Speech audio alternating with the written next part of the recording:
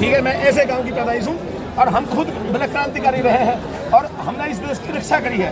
उसके बाद में मेरे पूर्वजों ने देश की रक्षा करी है, लेकिन उसके बाद भी आज इस सरकार के सामने किसी की कुछ नहीं चल रही है। मतलब भूमाफिया है ये लोग, और ये बिल्कुल जो है ना धन संग्रह करने की एक व्यवस्था इन्होंने बनाई है कि जिससे हम पूरे देश को लूट सके। पूरे लूट को ये लूटतंत्र है, ये लोकतंत्र नहीं, ये लूटतंत्र है। और मोदी जी इस्तीफा देना चाहिए मोदी जी को। और मैं कहता हूँ कि मोदी जी के खिलाफ हर व्यक्ति को, और तो कोई सही जगह है नहीं सुरक्षित, तो शमशान भूमि में जाए, 100-150 आदमी इकट्ठे होकर गांव पूरा गांव जाए, जिसको जितना समय मिले वहीं से प्रोटेस्ट करें और इन्हीं डिवाइस का फायदा लेते हुए वहाँ पे सरकार के खिलाफ आवाज उठानी चाहिए हर व्यक्ति को।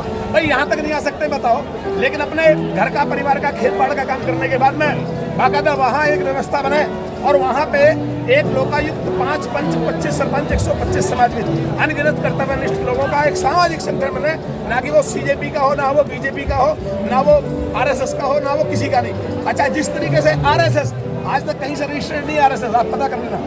इसी प्रकार से एक सामाजिक संगठन में मानव समाज को मतलब एकत्रित किया जाए और मानव समाज को एक लोकायुक्त, 5 पंच, 25 सरपंच और 125 समाजविद, अनगिनत कर्तव्यनिष्ठ लोगों का एक संगठन है ग्राम स्तर पे, और ग्राम स्तर से क्रांति शुरू हो और वहाँ पे फिर इस प्रोटेस्ट को सपोर्ट की जाए, पूरा इसके बारे में बताया जाए और अपने गांव की व्यवस्थाओं को खुद अपने हाथ में लेके इनकी जो आय के स्रोत है ना, धन संग्रह करने के जो जितना भी तंत्र के अंदर व्यवस्था है, ये सौंदर्यकरण के नाम पर सबसे ज्यादा खाते हैं। मतलब पहले अभी कुछ बनवाएंगे, फिर उसको कुछ दिन बाद तोड़वा देंगे, फिर सौंदर्यकरण के नाम पे फिर दोबारा तोड़वा देंगे, फिर सौंदर्यकरण के नाम पे दोबारा तोड़वा देंगे, बार बार पहले खरंजे बनाएंगे, फिर उसको पक्का करेंगे, फिर उसे पक्के को तोड़वाएंगे, फिर उस पर खरंजा लगाएंगे। इस तरीके से करते रहते हैं और ये इसी तरीके से खाते हैं। इनके खाने के तंत्र को मतलब खत्म करने का एक ही तरीका है कि हर गाँव को अपने हाथ में अपनी व्यवस्था ले लेनी चाहिए।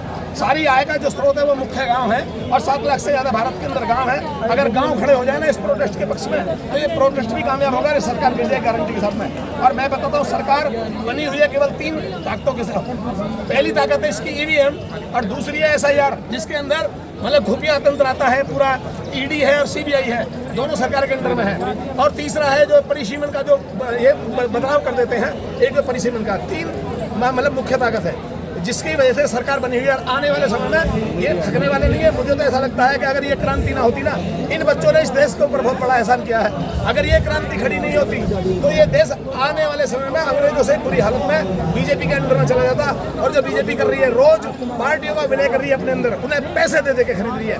आज के डेट में जो इसका जो पब्लिक फंड है ना, मोदी केयर फंड है, जो PM केयर फंड है, उसको ओपन करना चाहिए। मतलब ये होना चाहिए, क्लियर होना चाहिए कितना पैसा है। और ये देखिए कि 2014 से पहले इनके पास कितना पैसा था बीजेपी के पास, आज के डेट में पार्टी फंड कितना है, कांग्रेस के पास कितना है, आपके पास कितना है, अन्य पार्टियों के पास कितना है। इस चीज की जांच हो और ये जो बच्चे जितने पिटे हैं इसकी खास तौर से जांच हो। अगली सरकार वो आनी चाहिए जो ये इन बच्चों को न्याय दिलाए। सामाजिक सरकार के बनाने का एक तरीका मैं जो बता रहा हूँ, गांव से निकल के आएगा। उसमें वही मतलब नई समाज संरचना हो, एक पूरा समाज को बदल दिया जाए। नई समाज संरचना ना हिंदू की हो, ना मुस्लिम की, ना सिख, ना ईसाई की। नेतृत्व करता चाहिए, वो नेतृत्व करे उन लोगों को। अगर नेतृत्व करता आया, मेरी बात समझ लीजिए, आज से 60 साल पहले कालपत्री के मार्गदर्शन में एक प्रोटेस्ट हुआ था, जिसके अंदर 9 साधु मारे गए थे और कई 100 लोग हताहत हुए थे। आपको पता नहीं, आपको पता हो नहीं पता हो, लेकिन गूगल करके देखना, ठीक है।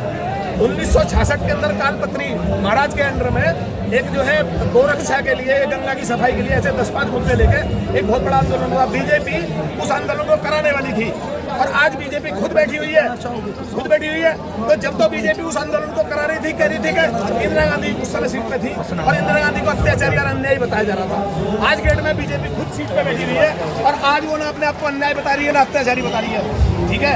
तो अगर कल आने वाले समय में अगर CJP का हो जाए, 60 साल बाद ऐसा हो सकता है कि हम फिर किसी पार्टी को दें, तो पार्टी को ना करके, जैसे कि हमारा जो CJP का जो एजेंडा है, आप पढ़ के देखिए क्या है। हम राजनीतिक रहेंगे, लेकिन अब ये मार्गदर्शन करेंगे सही व्यक्ति।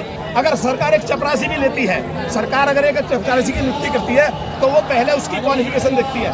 हम अपने मतलब उसका नेता चुनते हैं, विधायक और MP जो चुनते हैं हम। मैं अंकल एक बात आप पे यहाँ पर रोकना चाहता हूँ। आपने इससे पहले भी बोल रहे थे अरविंद केजरीवाल से अन्ना हजारे थे, सभी लोग थे, लेकिन ये लोग उसी प्रोटेस्ट से निकल के नेता बने। हाँ, और नेता बनने के बाद CM बने और फिर भ्रष्टाचार में आए।